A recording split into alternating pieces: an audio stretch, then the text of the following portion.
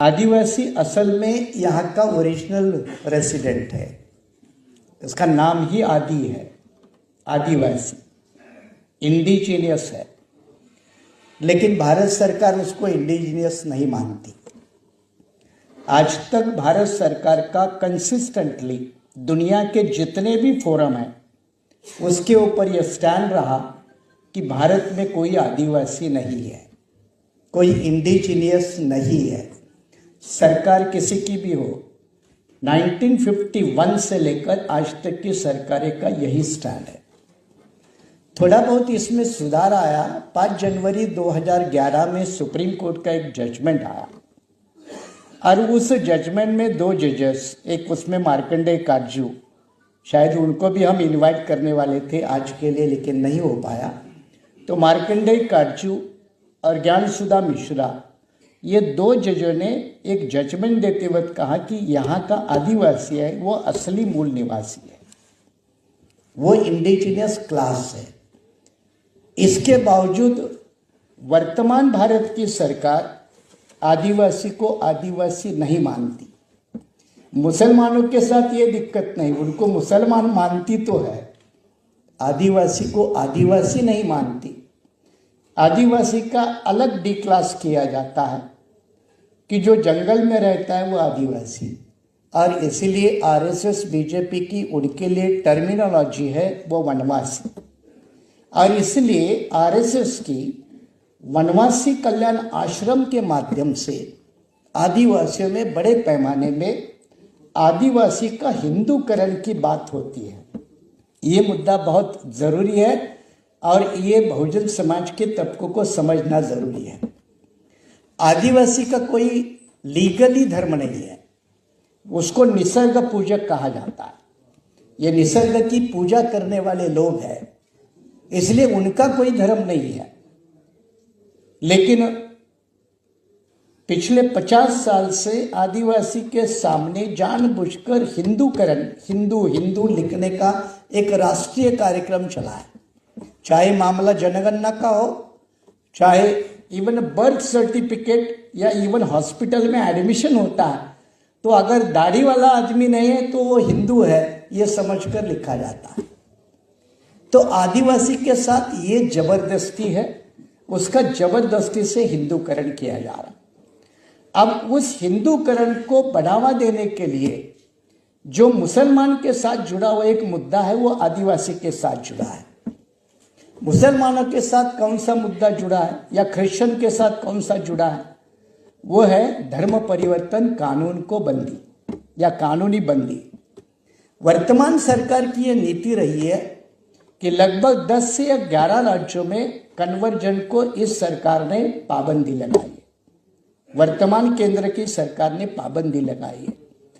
अब ये सिर्फ क्रिश्चियन, ईसाई या मुस्लिम इनके लिए नहीं है, अब ये आदिवासी के ऊपर भी लगाने जा रहा है, क्योंकि आदिवासी के भी कई धर्मांतर हुए हैं।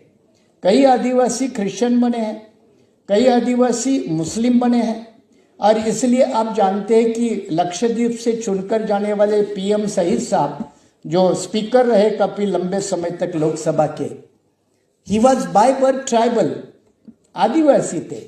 आदिवासी रिजर्व सीट से चुन के आते थे, लेकिन धर्म के हिसाब से वो इस्लाम को कबूल करने वाले थे।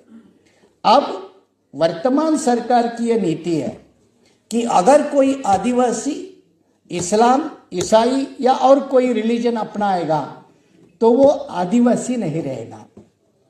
ये बहुत बड़ा गंभीर और चैलेंजेबल इशू है। एक तो इससे क्या होता है, उसके ऊपर अपने आप एंटी कन्वर्जन लॉ लागू होता है, धर्मांतर बंदी का कानून अपने आप उसके ऊपर लागू होता है। दूसरी बात, उसको हिंदूकरण के फोल्ड में रखना ताकि वो बाहर ना जा सके। और तीसरी बात, ये बड़ी गंभीर वाली बात है कि आज जो देश की आदिवासी जनसंख्या है वो 8.6 है, 2011 के सेंसस के मुताबिक 8.6, और आदिवासी बाहुल पूरे देश के लगभग 8 या 9 स्टेट्स है। नॉर्थ ईस्टर्न का आदिवासी अलग है और राजस्थान, महाराष्ट्र, गुजरात, ये बॉर्डर का आदिवासी अलग है। और इसीलिए इन आदिवासी का बिखराव करने के लिए बीजेपी क्या करने जा रही है? बीजेपी आदिवासी के लिए डीलिस्टिंग पॉलिसी लाने वाली है। डीलिस्टिंग, हालांकि अभी तक ये पॉलिसी नहीं आई है, लेकिन वो बीजेपी का एजेंडा है। जैसे ओबीसी के 2 टुकड़े हो चुके हैं सैनी साहब, ओबीसी के मंडल कमीशन के जजमेंट के माध्यम से 2 टुकड़े हो चुके हैं, एक फॉरवर्ड ओबीसी और एक बैकवर्ड ओबीसी। अब ओबीसी के और 4 टुकड़े करने हैं केंद्र सरकार को, इसलिए रोहिणी कमीशन है। तो आदिवासी के और टुकड़े हो जाएंगे। शेड्यूल कास्ट और शेड्यूल ट्राइब ये इकट्ठा आ रहा था संवैधानिक अधिकार या आरक्षण की हिफाजत करने के लिए, उसको अब फिर बाइफरकेट करने में सरकार लगी है। इसलिए क्लासिफिकेशन और सब क्लासिफिकेशन का मामला आया, जो सुप्रीम कोर्ट ने 1996 में चिन्नया नाम के जजमेंट में नकार दिया था। अब उसको सुप्रीम कोर्ट ने अभी अगस्त 2024 में उसको रेटिफाई किया, क्योंकि वो केंद्र सरकार की पॉलिसी है, वर्तमान बीजेपी सरकार की वो पॉलिसी है। तो ओबीसी के भी टुकड़े होंगे, एससी के भी टुकड़े होंगे, एसटी के भी टुकड़े होंगे। तो हम जो इकट्ठा बनने में लगे हैं देश भर में, उसको तोड़ने में सरकार लगी है। ये बड़े मुद्दे को समझने की जरूरत है। और इस दिशा में ये आदिवासी को तोड़ने का काम डीलिस्टिंग के माध्यम से होगा। और डीलिस्टिंग का मतलब है, अगर आज 8.6% पॉपुलेशन ट्राइबल की है, तो अगर डीलिस्टिंग पॉलिसी आ गई तो 4% आदिवासी बचेगा। 4% आदिवासी बचेगा। तो हमारे वेलाराम साहब ने जो पेसा कानून का जिक्र किया, पेसा कानून ये panchayat extension to scheduled areas act, ऐसा उसका पूरा नाम है, इसलिए उसका शॉर्ट फॉर्म है पेसा, PESA। ये पेसा कानून की विशेषता ये है कि ये आदिवासी कम्युनिटी का एक अधिकारों का चार्टर है, स्वयं शासन बोलते हैं। वहां के नेचुरल रिसोर्सेस को यूज करने के लिए वहां की लोकल बॉडी, यानी ये ग्राम सभा, जैसे ग्राम पंचायत बोलते हैं वैसे ग्राम सभा, इनके विशेष अधिकार है। ये अधिकार कानून तो बनाया 1996 में, लेकिन मैं महाराष्ट्र की बात बताता हूं।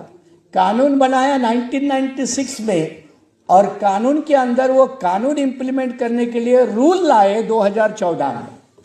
कितने साल गए? तो एक तरफ भारतीय संविधान ने जो 5वीं और 6ठी सूची दी है, उसका पालन आज तक किसी भी प्रदेश और किसी भी देश के सरकार ने नहीं किया। यह आदिवासी के साथ बड़ा धोखा। मैं इस पॉइंट को ऐसे कंक्लूड कर रहा हूं कि यह डीलिस्टिंग के पॉलिसी के माध्यम से आदिवासी की जनसंख्या कम होगी, आदिवासी का बजट कम होगा, आदिवासी का वर्तमान रिजर्व पॉलिटिकल सीट्स कम होंगे, और आदिवासी की टोटल इस देश में हिस्सेदारी भी अपने आप कम हो जाएगी। जल, जमीन और जंगल, ये जो 3 बातों के ऊपर आदिवासी इस देश का खड़ा है, ये जल, जमीन और जंगल कारपोरेट क्लास के हाथ में बेचने का गवर्नमेंट का प्लान है। ये कारपोरेट को बेचने का, क्योंकि डेवलपमेंट के नाम पे लैंड एक्विजिशन अगर होती है तो सबसे प्रभावित होता है वो ट्राइबल होता है, 2 नंबर पे होता है वो शेड्यूल कास्ट होता है, 3 नंबर पे होता है वो बैकवर्ड होता है, और माइनॉरिटी का 4था नंबर अफेक्टेड लोकल में आता है, प्रोजेक्ट अफेक्टेड लोकल में। और अभी जमीन बची है वो जंगलों में, जमीन बची है पहाड़ों में, और वहां ट्राइबल का बसेरा है। तो वहां से ट्राइबल डिस्प्लेसमेंट भी हो जाएगा, शहरों की तकर मजबूर जाने के लिए होगा, और शहरों के गंदे नाले गटर के किनारे में झोपड़ों में रहने के लिए मजबूर होना पड़ेगा। ये डिस्प्लेसमेंट ऑफ द ट्राइबल, ये भी एक सबसे बड़ा इशू है। इन नीति को समझते हैं तो अगले 2 मुद्दे मैं आपको समझा रहा हूं, वो है देश का ट्राइबल, एक तरफ पुलिस और एक तरफ नक्सल, इन दोनों के बीच में पिसता है। मैं महाराष्ट्र से आता हूं, गढ़चिरोली जिला आप जानते हैं, very famous for Naxal activity and tribal dominance. मैं आपको बताऊं प्रैक्टिकली, बाहर के कुछ गांवों को गांव में जाने के लिए, अशोक जी, गांव में जाने के लिए पुलिस की परमिशन लिए बगैर मैं गांव में नहीं जा सकता। अब मुझे बताओ ये कौन सी हालत है? अकेले गढ़चिरौली जैसे जिले में बरसात में लगभग 250 गांव दुनिया से कटे रहते हैं, उनका कोई ताल्लुकात नहीं होता दुनिया से। ये अकेली गढ़चिरौली मतलब महाराष्ट्र की हालत नहीं है, कई जिलों की हालत है। और वहां नक्सलवाद जो पलटता है, तो नक्सलवाद को मुकाबला करने के लिए पॉलिसी किस तरह से बनाई, और उसका उदाहरण है छत्तीसगढ़। सलवा जुडुम का मॉडल मालूम है। सलवा जुडुम में भी अनट्रेन अनस्किल्ड यंग 15-20 साल के लड़कों को पुलिस में भर्ती किया जाना और उसको नक्सल के सामने खड़ा कर देना। ये क्या, ये कौन सी बर्बरता? मामला सुप्रीम कोर्ट तक गया, सुप्रीम कोर्ट ने डायरेक्शन दिए, लेकिन मैं आपको बता रहा हूं क्योंकि मैं लॉ का प्रोफेसर भी रहा हूं, एडवोकेट भी हूं, एक भी डायरेक्शन सुप्रीम कोर्ट का फॉलो नहीं हुआ। तो ये आदिवासी के साथ जो बर्बरता है उसका लिमिट नहीं है। मुसलमानों के साथ चलो ये धर्म का मामला है, मजहब का मामला है, मान सम्मान की लड़ाई है, लेकिन आदिवासी के लिए यह अस्तित्व की लड़ाई है। मान सम्मान तो अगली स्टेज है, वो बचेगा तो मान सम्मान। इसलिए आदिवासी बिल्कुल एक्सटिंक्शन, खत्म होने के रोड पे खड़ा है। और आदिवासी का मुद्दा ना दलित आंदोलन में प्रोमिनेंटली उठकर खड़ा होता है, ना ओबीसी आंदोलन में उठकर खड़ा होता है, ना मुस्लिम या माइनॉरिटी आंदोलन में खड़ा होता है। और हमारी ये सबकी तरफ से कोशिश होनी चाहिए कि पिटे पिटाई तो शरीफ सभी है, कोई 50 साल से पीटा है, कोई 500 साल से पीटा है, कोई 5000 साल वाला पीटने का रिकॉर्ड बनाने वाला है। तो ये सारे पीटने वाले जब एक इकट्ठे होंगे तो जो पीटता है उसके साले की जमकर पिटाई करेंगे।